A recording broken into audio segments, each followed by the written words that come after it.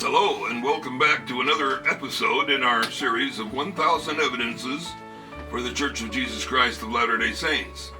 This one, number 232, is about the temple symbolized as the mountain of the Lord's house.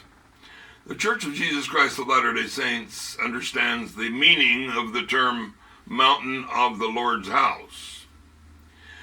In ancient times, the temple was symbolized as a mountain.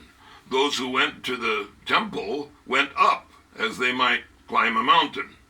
Also, a mountain was sometimes used as the house of the Lord, where no temple was available. They were thought to be sacred dwelling places of God. Hence, the prophets often climbed mountains in ancient times to communicate with God face to face. The mountain of the Lord's house is the mountain where the temple of God is built. Isaiah prophesies, "It shall come to pass in the last days that the mountain of the Lord's house shall be established in the top of the mountains, and shall be exalted above the hills, and all nations shall flow unto it. And many people shall go and say, Come ye, and let us go up to the mountain of the Lord, to the house of the God of Jacob. And he will teach us his ways, and we will walk in his paths. For out of Zion shall go forth the law, and the word of the Lord from Jerusalem." And that's recorded in Isaiah chapter 2, verses 2 and 3. It's also in Micah chapter 4, verses 1 and 2.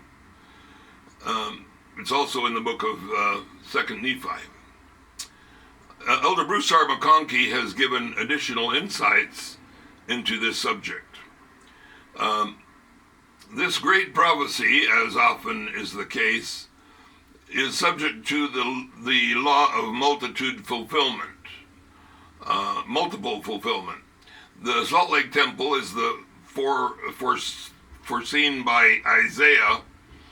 It has been built in the top of the mountains, and representatives of all nations are flowing unto it to learn of God and his ways. But the day is yet future when the Lord's house is to be built on that holy Mount Zion, which is the city of New Jerusalem in Jackson County, Missouri. It's according to Doctrine and Covenants, section 84, verses 2 through 4. Mount Zion itself will be the mountain of the Lord's house in the day when the glorious temple is erected. When the Jews flee into Jerusalem, it will be unto the mountains of the Lord's house. That's according to Doctrine and Covenants, section 133, verse 13. For a holy temple is to be built there, also as part of the work of the great era of restoration, according to Ezekiel chapter 37.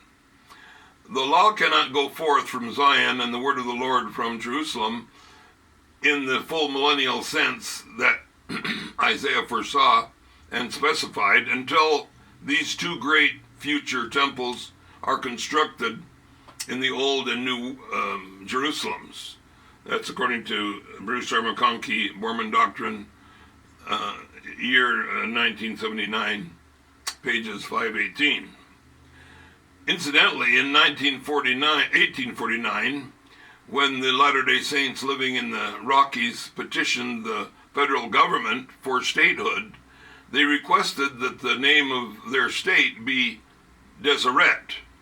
The petition was denied, and on September the 9th, 1850, legislation signed by President Millard Fillmore created the territory of Utah, named after the Ute Indians who lived in the area. The Saints did not have a choice in the naming of the territory. However, this event has actually helped to fulfill Isaiah's prophecy, because the meaning of Utah in the Ute Indian language is literally home or location on the mountaintop.